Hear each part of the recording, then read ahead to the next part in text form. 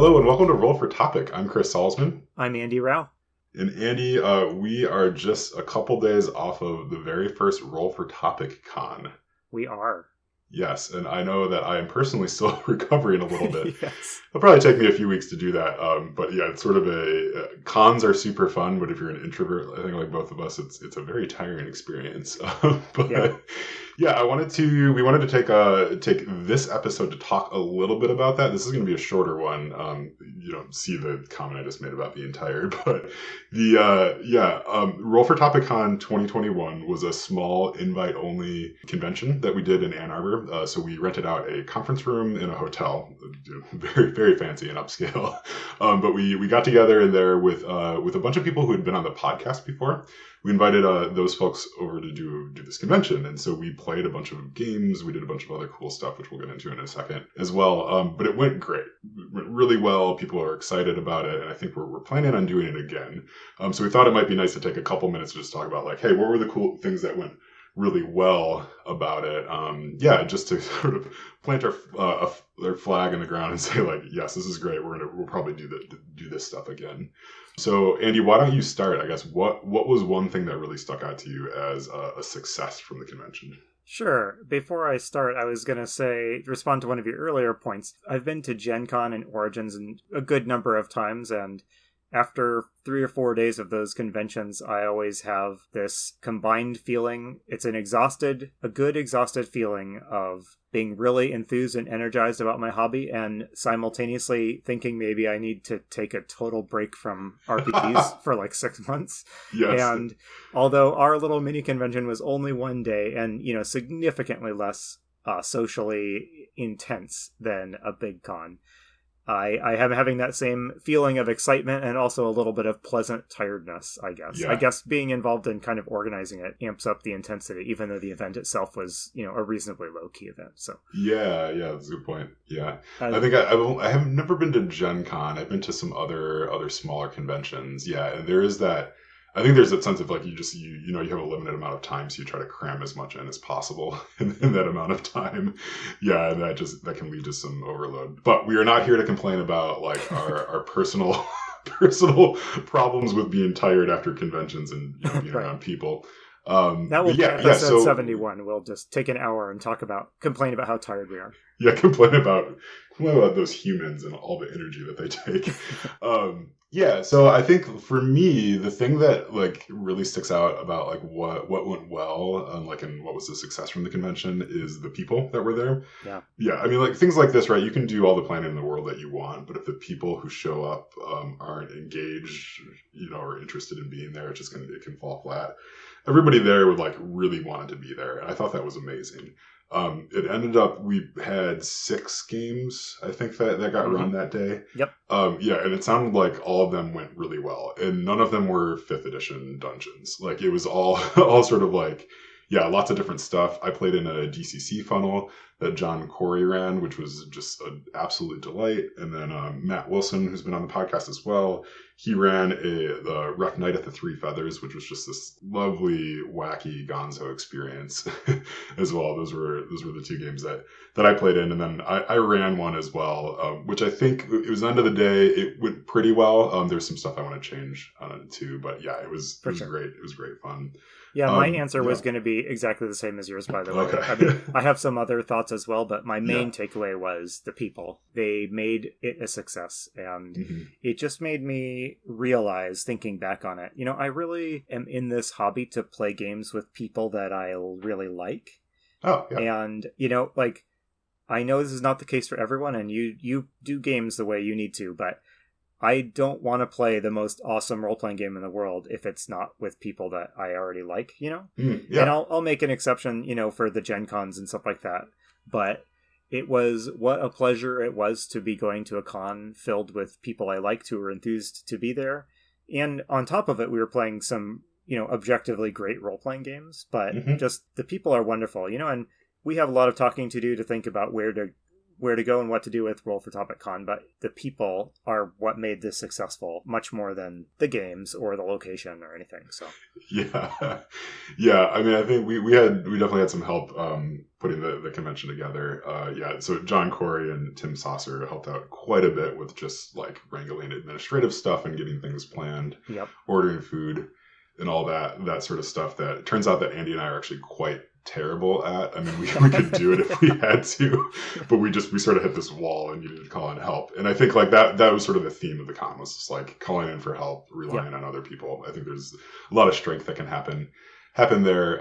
Yeah, and I think it also takes a little bit of the you are coming to this to be entertained by the people running it. It takes that away a little bit when it's like, oh no, like you're coming because we're creating this space to do games and stuff like that. Yep. The one thing I wanted to bring up that I thought was pretty brilliant, I'm going to give you credit for this. I don't know if you came up with it originally, but we had this thing called the swap table at the convention, and this was just a big table that we had set up where people could bring any of their let's say underutilized role-playing game paraphernalia and put it on the swap table, and then we had a couple of rounds of just, you could go around and just pick up whatever you want. I want to get to your questions that you asked for the swap table, because I know those were amazing. But I mean, to me, what was really fascinating was by the end of the day, like probably 70% of the stuff on that table had been redistributed easily, right? Yeah, and it wasn't the sort of thing like where people were just bringing like their cast-offs. Yeah, right. I was joking about like it wasn't just a bunch of Shadowrun second edition books yep. stacking up. People were bringing some good stuff, which I think made other people bring some good stuff too, and it just sort of created this very virtuous cycle where everybody walked out with something interesting and fun and shiny in their bags. Yeah. But so I wanted to bring up to kick off the swap table. You ran us through this quiz, I'm gonna say, of these amazing questions just pulled from role-playing game history. So tell me about how you even found those, and if you remember any of them off the top of your head. If you could just share one of them, that'd be great. Yeah, for sure. So as you know, I angsted for weeks about how to do the swap table fairly in a way that wouldn't make anyone feel bitter and angry. So we needed a really impartial way to let people take turns taking stuff off the swap table. And when I saw how awesome the quality was of the stuff on the swap table, I was like doubly angsty, because as you say, it was not everybody's like second edition Shadowrun 1993 source books. It was $60 hardcover new games that you can go to Barnes & Noble and pay $60 for. And so there's some good stuff on the table. So I decided that it would be fun to do some kind of role-playing game trivia, but I wanted to make sure there was a wide range of gaming experience in the room, even though everyone is a GM, but some of them were very new to GMing, and some of them have been doing it for decades like me. So I wanted a RPG trivia that, being a experienced dungeon master, would not truly help you win. Yeah. So I went in the basement and I started digging through role-playing books, some newer, but mostly I tried to bias it towards older, more obscure stuff. And I just looked for funny things in those rule books. I remembered that, for instance, the old 1980 spy role-playing game, Top Secret, had this glorious full-page chart of how long it would take you to die under various James Bond-style torture situations. So, like pendulum and laser cutting you in half and that sort of thing. Mm-hmm. So I found that one of the items on the list was ultrasonic bombardment. So in Top Secret the Top Secret thinks it'll take you 2 minutes to die from being exposed to that. So, so I just made a dopey trivia question, knowing no one would really know the answer to that, but hoping, and this did turn out to be the case, that people at least get a laugh out of the ridiculousness of it. So yeah, I think GMs are an interesting breed in that I think all of us sort of admit that we don't care about rules, but at the same time we like to memorize them, or at least have them at the ready. So the sheer panic that set in when you started asking these questions in a group of 10 or 11 people who consider themselves fairly smart and fairly knowledgeable about games just sort of froze, and they tried to figure out I don't know how many hit dice a flump has. Why don't I know this piece of information? This is important right now. I should really know this. It was great. So it ended up being super competitive while we were still laughing at just how it was impossible. I think no one confidently got anything correct.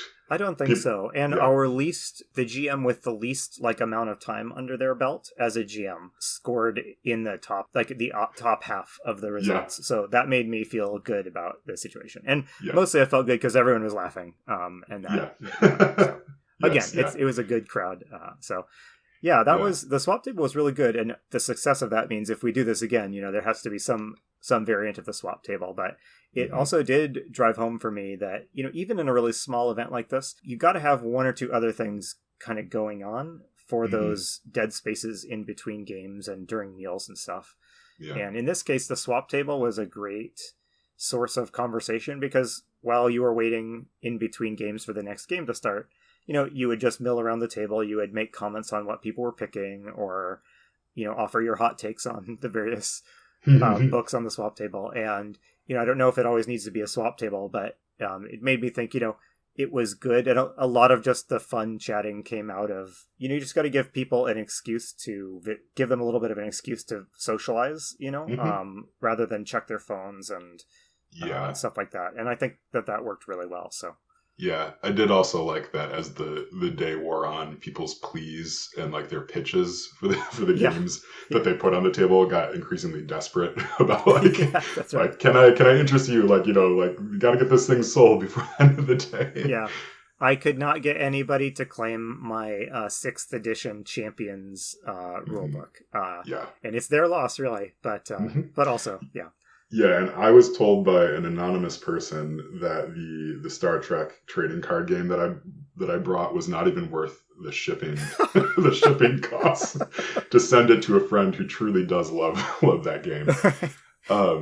So the anonymous person was me. Okay. I will speak on behalf of said friend. That was not uttered to insult you. But from the perspective of someone who is still playing a card game 20 years after its cancellation date, that's a unique perspective, I think. Yes. Joe, average person on the street, would probably derive more value from your cards than that very specific person. Yes. There's one other thing I wanted to talk about, and then we should wrap up. Me and Phil, who I don't think he has not been on the podcast, but we're going to change that soon. He and I made a scavenger hunt for the con, and we hid the clues inside the room to kick off the scavenger hunt, and then the rest of them were around the hotel. In the morning, Phil showed up a little bit early and just started hiding clues around the space, and I had a couple in there as well, and we just waited until someone found one.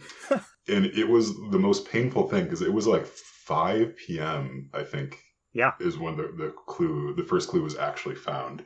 And so meanwhile, I'm trying to be really chill about the fact that we have this whole extra little thing planned for everybody. I'd even roped in the front desk into this as well to have one of the clues. Just watching people walk past a secret that you've put inside of a room is the most painful thing in the world for me, right? I have no chill whatsoever when it comes to secrets. So it's is that not GMing in a nutshell, right? I know, yes. Watching people walk past your secrets. It really was. Yeah, it gave a lot of perspective about how someone could miss something in a dungeon that you're running. Because when there's there was inside the room, there was a whiteboard on which I had written the word clue. It was, it could not have been more obvious, that this thing was different, right? You should explore it. And I did watch Christopher Becker at one point pick the thing up and look at it and then put it back down and then walk away. See, I looked at that and I was like, oh, some joker defaced the sign to say clue. Yes. I didn't think of it any further. Yes, exactly. Yeah. Anyway, so that brought me a lot of delight to have this sort of this hidden thing in there. I mean, just putting a secret room in a dungeon, right? It's well, if they find it, great. If they don't, I'll repurpose it later. Yeah. Yeah, but it was a lot of fun, and I'm hopeful. So here's your clue for next year. I will probably do that again because that was great. I saw a group of people. I kind of missed out on this. I was milling around doing other stuff, but I did see a group of people in the evening embarking on the scavenger hunt, and they seemed pretty intent on it. So that looked like a fun thing. So yeah. All right. Yeah. Well, I think that's probably it for us. I mean, knowing us, we will most likely strip mine that event for all sorts of lessons that we learned over the coming months on the podcast. But yeah, it was super great. Again, if you came, I'm super thankful that you came and you have invested yourself in this community. You know, if you didn't come because either you weren't invited or you couldn't make it or whatever, I'm really hopeful that the next time that we do this, we can find a way to open it up to more folks in a in a safe and fun and engaging way. So yeah, we will see how that goes. Yeah, absolutely. And you shouted out the games you played, so let me just do a quick shout out to the ones I was in. Yeah, so I played a game run by the aforementioned Phil of Heart, the City Beneath, and that was really fun. What a really great setting. And Phil, I am sometimes just in awe when I see like a GM winging it, like when I know they're winging it and I keep waiting, are they going to be able to truly keep running with this ridiculous ball we've tossed them? And Phil kept running with it. We completely derailed his planned adventure almost instantly. And then I ran a spectacularly fun game of Predation. That's a Cypher system setting run by Tim Saucer, a familiar face or voice on this podcast. So, and then lastly, of course, I ran your super creative Many Mind Mega Dungeon, which I want us in a future episode to swing back and talk about that experience a little bit, because I want to pick your brain a little bit about the thinking that went into that, because that was super fun and a really creative experience. So yeah, I think the only other game that we didn't talk about was so Kyle Latino ran his Cursebreaker game. Yes. Neither of us played in it, although it sounded like it went super well. Yes. I had a chance to play Cursebreaker the weekend before, so I don't even know what day we're recording this, but I had a chance to play Cursebreaker pretty recently, and it's fun. It's a great system. I mean, it's all driven by his Old Roads maps that he's been doing, and those are just wonderful to look at and to think about as well. But yeah, that went really well too. I think a handful of these games might end up being like being annual games that we end up playing at the con. Yeah. All right. Well, let's wrap it up. Okay. Yeah, that sounds good. All right. Well, I've been Chris Salzman. I've been Andy Rao. And remember, if your players are having fun, you're a great GM.